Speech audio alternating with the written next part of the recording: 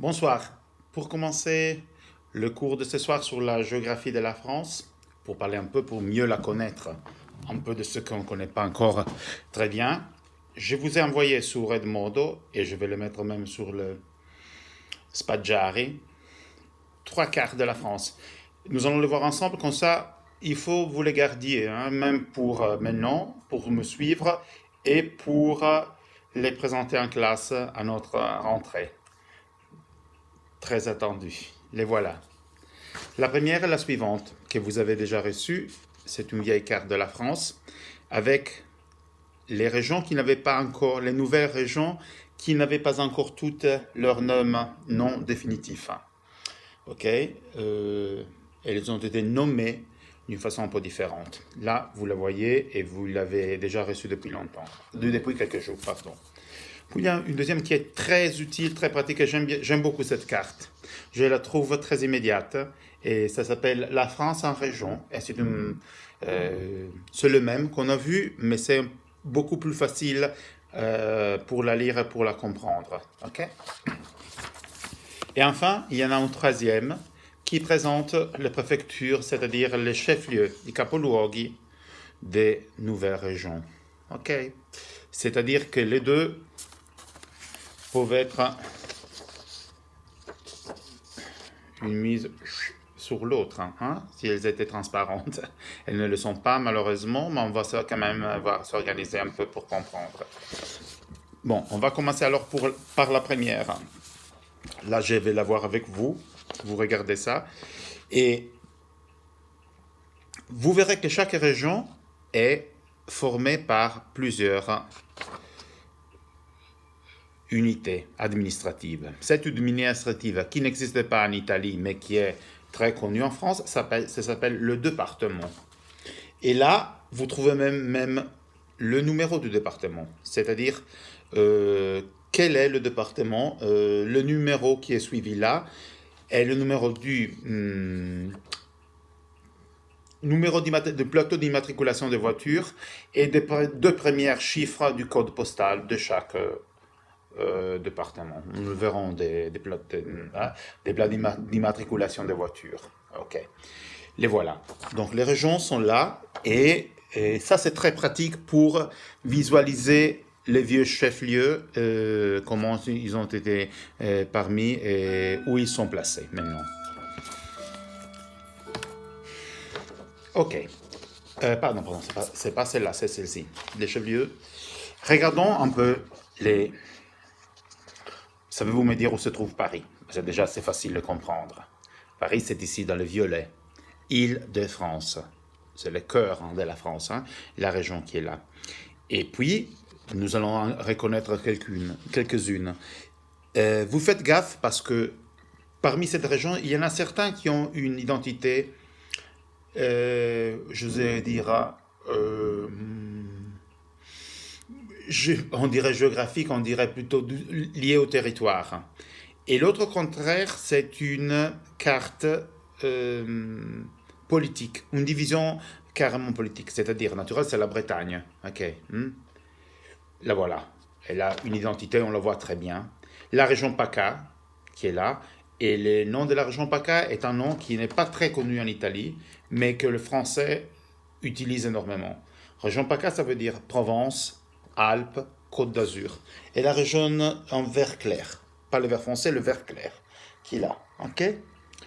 Euh, Le centre, c'est un peu la région du Massif central, si vous voulez, mais surtout Savoie, les Alpes, où il y a les grandes stations de ski, où les Parisiens vont skier.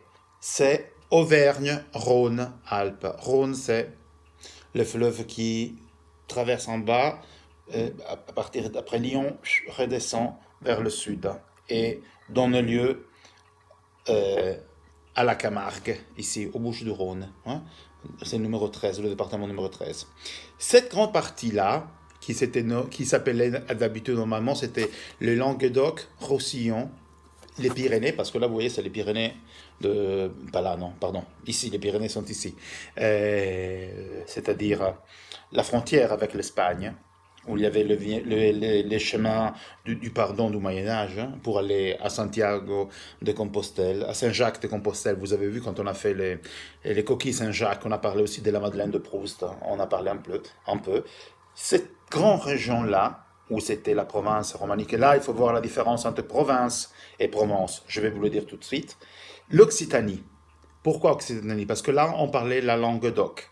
Donc, Languedoc, le nom qui a vaincu sur les autres et qui est resté le plus important, c'est Occitanie. Je disais la différence en parlant, pardon, excusez-moi, je reviens un tout petit instant à la province. Provence et ici, la province. Les provinces sont les régions. Mais normalement, comme province est un mot d'origine romaine, là, on utilise un peu moins ce parcours. Province. Provence.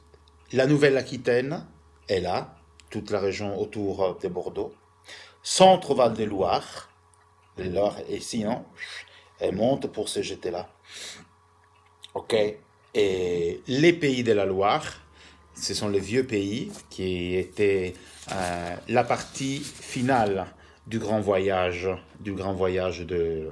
c'est la Loire Atlantique, c'est le 44, la Vendée qui sont là, ok. C'est le parcours qui est là le plus important, la Sarthe, ok. La Bretagne en orange, il n'y a pas beaucoup à dire ça, c'est le Languedoc là.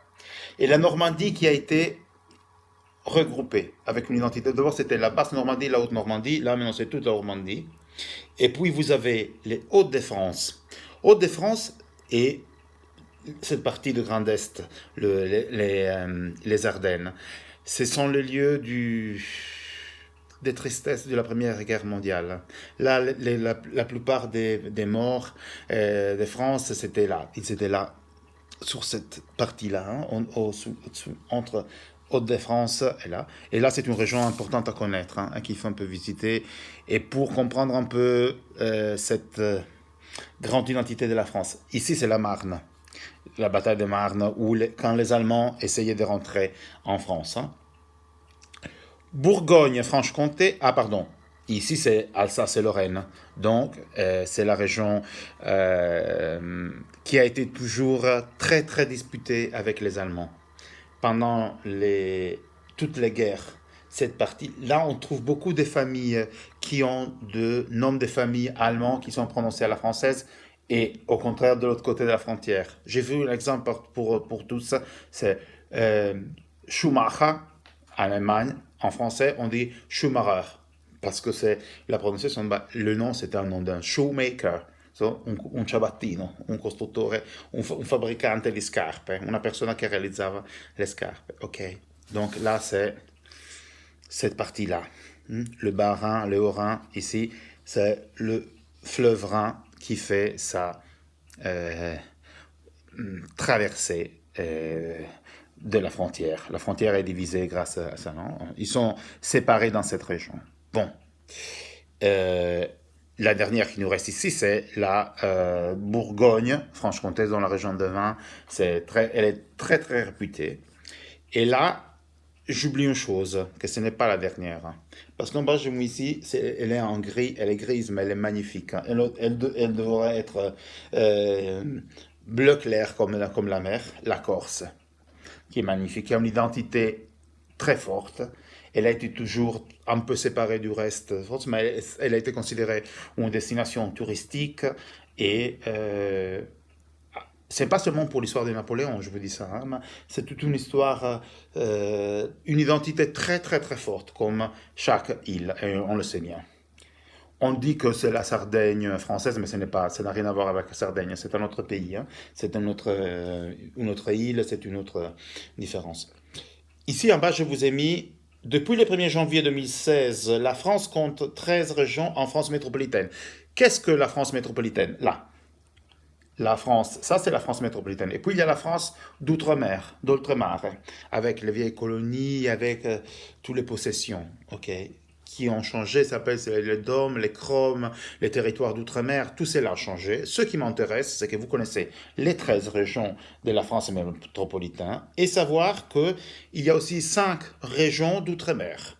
Les DROM, qui sont aussi des départements, la Guadeloupe, Martinique, La Guyane, on a parlé un peu de la Martinique avec, sur nos unités.